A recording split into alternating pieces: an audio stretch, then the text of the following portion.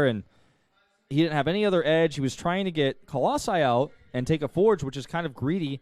And then at the same time, he was moving across the map. So he was trying to do too much at once there. And Deer was like, I'm going to kill you.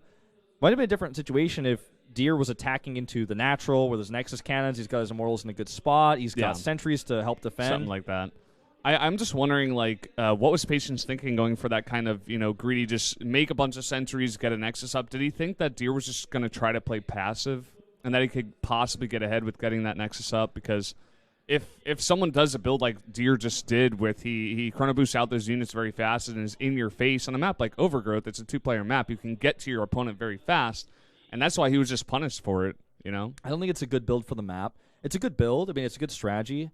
And he got blind countered. The build that Deer chose was really strong against that build in particular, and maybe Deer had some sort of information, or maybe he felt like that was the build that Patience was going to use there. Maybe he's seen Patience do this build on this map in the past, but his build basically countered Patience's build, and so I feel like it's not like Patience's fault per se for going for this opening, but Deer had the right response and punished him really hard for it, even able to get all the way into the main base and saw the 3rd sentry, like you said, and he was like, oh, this really is Christmas Eve. Yeah.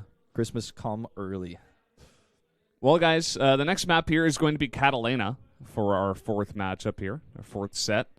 And Deer's running away with it. I was saying before, Patience, he's got no coach, no one to calm him down. You did say before he does have a lot of experience in foreign tournaments. Of course, he's played in so many DreamHacks. He's been around the world for that. And, does he lose his mentality here, or does he, grab it back? Because he needs to. He needs to win 2 in a row. We've seen a lot of players do it before. But I think he needs to be in the right mindset. I think he can. I think he can do it.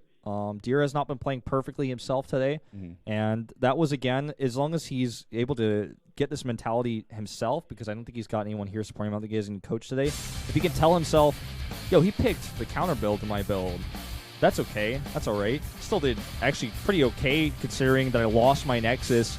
I tried to make something work. He ended up doing too much there at the end and died, but you got to take risks when you're behind.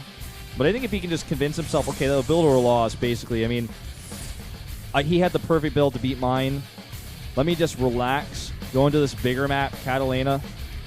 That's what he's telling himself. Let's go into game number 4.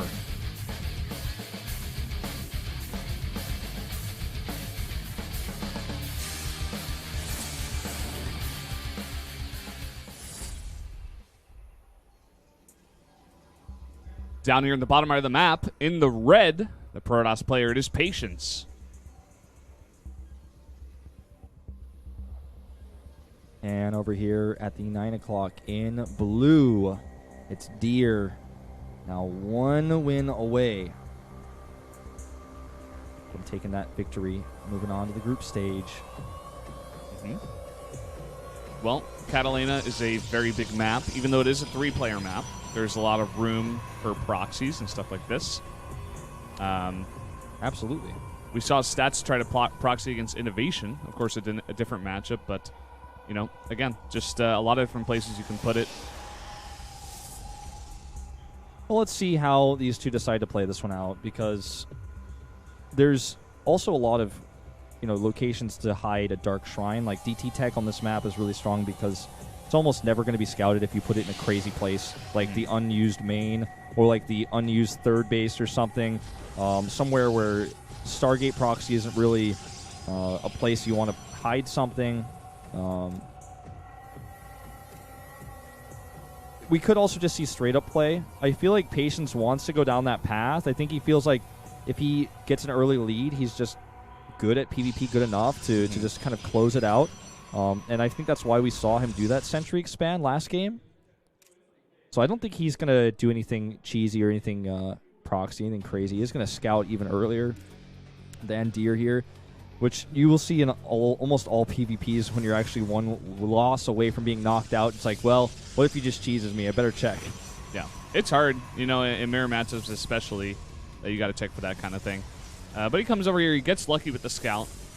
Usually, if you scout this early, even if you do get unlucky with the scout, you're going to be able to get into that base and just see what's going on. So, no real difference. It just allows him, since he got here a bit early, to just be annoying like this, with this probe. Probably not going to get any kills if Deer is paying attention, but yeah, just will be annoying. Damaging One of the probes pretty low, actually. It's like 3 hits away from death, but it gets pulled away. Well, Core's coming up at basically identical timings. Obviously, with a faster scout from Patience, he loses a little bit of mining. About a 20 gas difference between the two, favoring Deer as well. Mining 3 and 3 for a bit longer. Stalker comes out, and a rushed Stargate. Probably going to get scouted. That's really unfortunate for Patience here. Yeah. Say Deer, you know, he scouted extremely late. Say Deer went for a scout in the north first, and then went down to the south. It is possible that the Mothership Core is out at that time, and definitely probable, and he would have been able to deny that scout. Whereas over here we got a Stargate going up for Deer as well, and hold that thought, we get a cancel Stargate here by Patience, actually putting up that Twilight Council. I like the cancel. It's a pretty smart move. I think Deer's approach to this Stargate is, he's probably doing Oracle. I'm going to go blind Phoenix. So I think we're going to see a Phoenix build. Well, it's not blind, actually, but I'm going to go Phoenixes and catch his most likely Oracle. It feels blind when you look at it now because he is actually not going Oracle. But I think we're going to see Phoenixes. And let's see what Patience decides to do with his Twilight Council. Maybe a later blink here.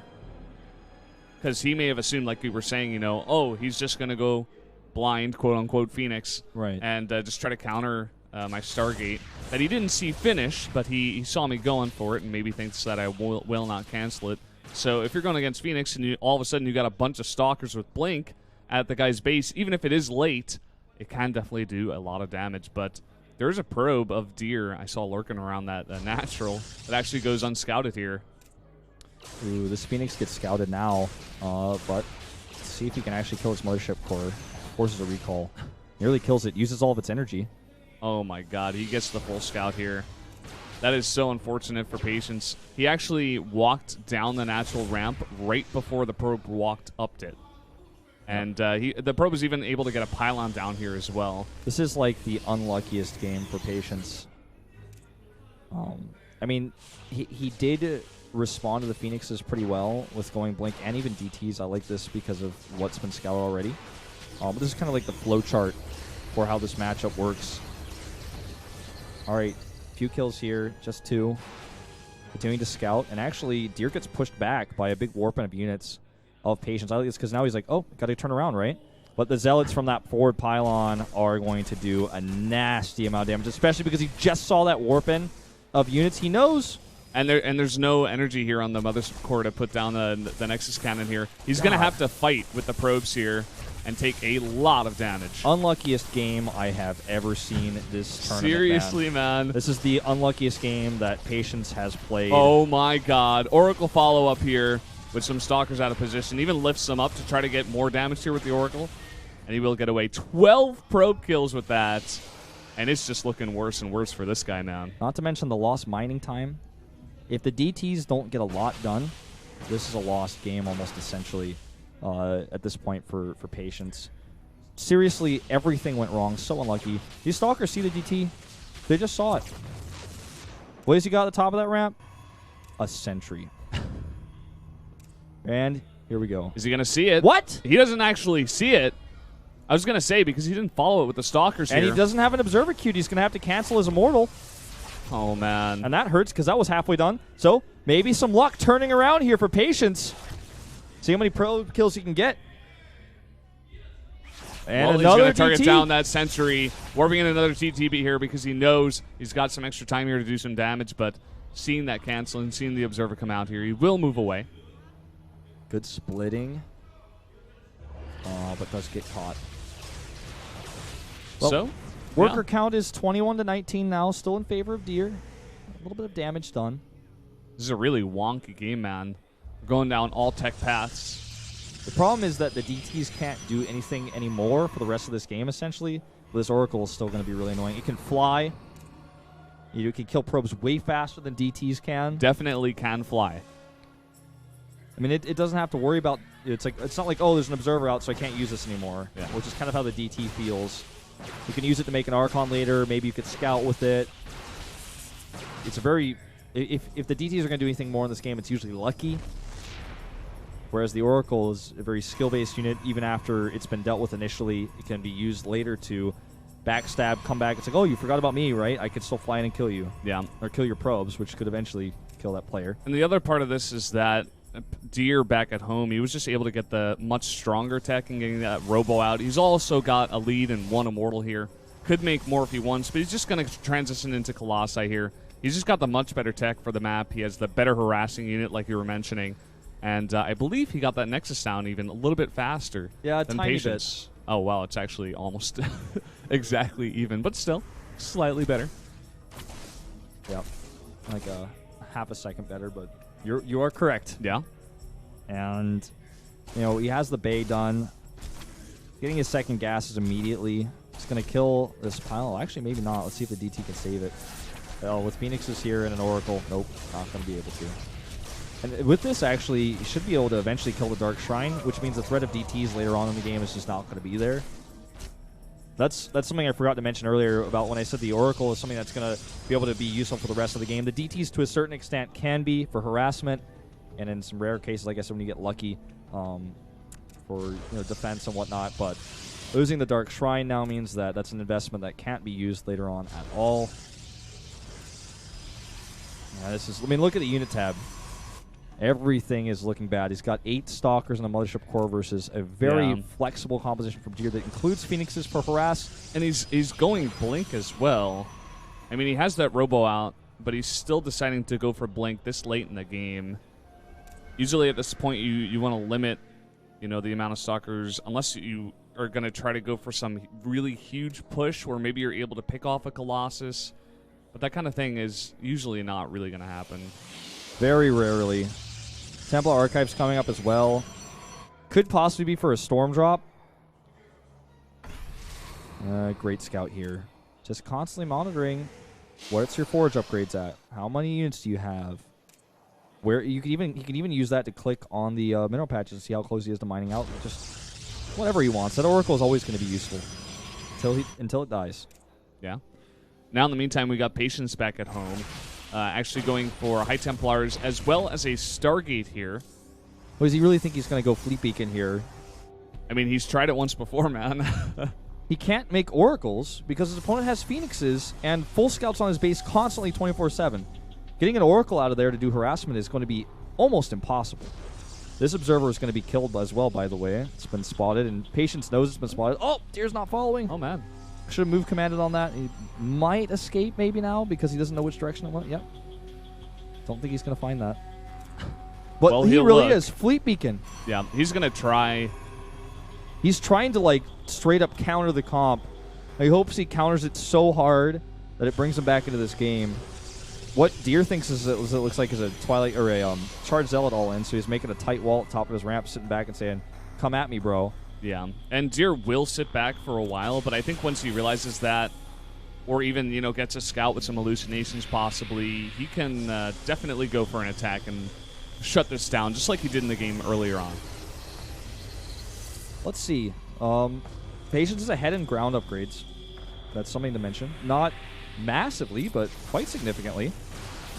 Does lose that, finally, that Observer we were talking about earlier. Yeah, he does have the upgrade advantage, but just looking at army supply right now and just army composition, already 3 Colossi on the map. He's got an Immortal in this mix as well. Patience even taking some damage there. He does kill that probe, so will be a little bit further back of a pile. I'm going to have to bring that probe back here and make another one. I think Deer is just like, I've had enough. I'm so ahead, I'm just going to kill you. He hasn't scouted the Fleet Beacon I checked. He doesn't know about it, so it's not like a reaction to seeing the Tempests are being made. But he just has such an army lead that he knows that he can just bully this base. He sees the Tempest, and that's going to make him a little bit concerned. So now he's like, okay, well, I guess I really do have to kill you. You're trying to go Tempest? Are you serious? About to have charge. And a ton of units moving across the map now. 4 Colossi here to burst down basically any unit. Oh, God. Oh, God, it's nasty. Close your eyes at home. Deer is going to close this one out. GG. Oh, man. What an unfortunate game there for Patience. Everything that could have gone wrong went wrong, man. That was absolutely the unluckiest game we've seen this tournament. Everything went wrong. Scouts got lucky. His build just was always just seen. It all got scouted. The pro was able to get into the natural without getting scouted, makes a pylon and gets the scout, and then does harass damage with zealots there. The zealots get made at the same time as the stalkers are warping in, so he doesn't have defensive warpens. Yeah, it was like it was just all off kilter there for Patience. All right, we're gonna have an interview with Deer right away here. Let's see how he was feeling about that series. Wasn't an easy one to win, but that last game just went his way every possible way you could look at it. You know, Patience, a very good player. He really gave it his all. It wasn't like very one-sided games out of Deer, but Deer was the better player in the series. So really got to hand it to him. Looking forward to more games out of him. He's showing some pretty good PvP. Yeah, he really is. All right, here's that interview with Deer. 네, 오늘 마지막 경기에서 승리하신 백동준 선수 모셔볼게요. 백동준 선수 많이 기쁘시죠? 네, 크리스마스 이브 날 이겨서 더 기쁜 것 같아요. 오늘 조지현 선수와의 대결 승리 예상하셨나요? Are you happy that you won? Yes, I'm very happy that I won on Christmas Eve. 터프전이라서 동족전이라서 좀 힘들다고 Did you expect to win today? 네, 생각보다 쉽게 이긴 것 같아요. 조지현 선수를 Because it was a PvP, I thought it was going to be a hard match, but it actually went easier than I thought. 관련 정보를 찾기가 굉장히 힘들었을 것 같은데 오늘 경기 준비 어떻게 하셨나요? 진짜 해외에서만 좀 활동하던 선수라서 How did you prepare for today's match? Because you've been only playing in foreign tournaments recently. I had no information about Patience, 사실 but I was confident coming into today's match. So I played with confidence, and that was the reason why I was able to win today's match. 생각보다 Keep in mind, he also prepared for the same matchup in Pro League just recently. 잘 풀린 것 Some 같아요. extra information. 크리스마스잖아요. 이제 곧 이제 한 1시간 정도 후면 So 크리스마스인데 it's Christmas in an 이제 hour. 시간까지 우리 백동준 선수를 응원해 주신 팬분께 특별한 세레모니를 Any comments to your fans 메뚜기 on 춤? this Christmas Eve? 메뚜기 춤? Anything you want to show your fans here that came to watch you today on 터져 Christmas? 나오는데요. 일단 뭐 조지 명식이나 좀 네. 네, 높은 자리에서 할 수 있도록 아 하겠습니다. 진짜요? 조 추첨식에서 백동준 선수의 Uh, 메뚜기 춤. He's asking if he's going to do any dances or any ceremonies, and he says he'll actually wait until the group ceremonies selection. 이번 연도 Thank you for those fans who stayed all the way until this late hour on Christmas Eve to watch him. 열심히 하겠습니다. 감사합니다. I feel really good this season, 다시 한번 큰 박수 and I'm trying to 부탁드립니다. advance, of course, for you guys 네, 이렇게 further and 해서 further. 오늘 경기 결과 첫 and he 번째 thinks he's got a good 경기에서는 chance of it because he 조병태 feels 선수, 두 번째 경기. so good this season. And that's a kind of important confidence to have when you're trying to bounce back, when you were considered to be so good at some time, and then you fell so far. Yeah. He's looking to make a comeback, and he's looking really good doing it. I mean, he lost that first game, but 3 in a row tells the story here. But for the rest of the story, we did have Sky High versus Gumio as well to start off today. Sky High went down 2-3. Really close series here. Gumio in the end will finish him off, though. Yep. And Gumio advancing to the round of 16. Bit of an upset there. And our second upset that we had for the day is a match we're going to talk about in just a second here. Just to close out the thoughts on that TVT, Gumio really learning Sky High's play towards the end and figuring out that if he takes a fast third and holds Sky High's aggression, he gets massively ahead. And that's basically what we saw there. Yeah. It's a long series, the best of 5, And a similar thing actually happened here, where Innovation showed his play 2 games in a row, and Stats was like, I think I'm beginning to get the handle on this. Stats had his coach come in, talk to him, and just really tell him how to handle that kind of situation. He took 3 in a row. Really impressive play. It was a big upset. Everybody thought Innovation should definitely be the favorite in that matchup. Yeah, I feel like Innovation played a bit predictably, which I think is one of his biggest weaknesses in his play in that matchup in particular. Definitely. He often just sticks with his guns, sticks with the same type of build, and if you get downloaded, man, if Stats figures out what you're doing, then it's really, really hard to actually win those later games in the series. So that's exactly what happened there. And our final series, of course, was a Protoss versus Protoss. It just ended. We just saw it. We'll be taking a look at those maps in just a second. But Patience getting really unlucky in that 4th set on Catalina. But playing very well in the rest of the series overall. I have to say, against such a strong opponent like Deer, I'm impressed with his play, even though things were a bit tough for him, and he did have a few shaky moments in the series. He played very well. Yeah, I enjoyed his play. He looked good in the first game, just kind of lost his hold on the series, and Deer overall was just playing better today, and definitely looked good in that last game as well. But guys, for tomorrow's match is on Christmas Day, 7 o'clock. I think about 4 hours and 10 minutes earlier than right now. You can check out Maru versus Jin, I believe that is, and then it's Dark versus Parting, and then Myungshik versus San. Yep, it's going to be a sick day of matches. The PvP at the end is going to be crazy, considering both these players have an insanely aggressive style for PvP. Yes. Dark, known for his ZVT unique style, but now he has to play against Parting, his former teammate. And, of course, having a Chinese pro in this tournament is also always amazing. It's such an aggressive player that we're going to see here. All Chinese players, man, they love their aggression. There's so many Chinese pros. You see these Chinese pros, they always do crazy all-ins. They turn into really young good at chicks, it. man. They do. And up against an aggressive player, too, in Maru. When those two styles collide, that could be a really fun one. I think tomorrow's just going to be action-packed in general. It's going to be another great day. We have so much StarCraft coming at you guys, starting from this week and last week as well. So it's a lot of fun down here. It absolutely is. And don't forget that all that StarCraft is coming to an end this week on Friday. So there's a match as well after tomorrow. But I know it's Christmas for you guys, but if you can't sleep on Christmas Eve and you're up all night waiting for Christmas, we'd love to have you here joining us. So please come by tomorrow. We'll see you then.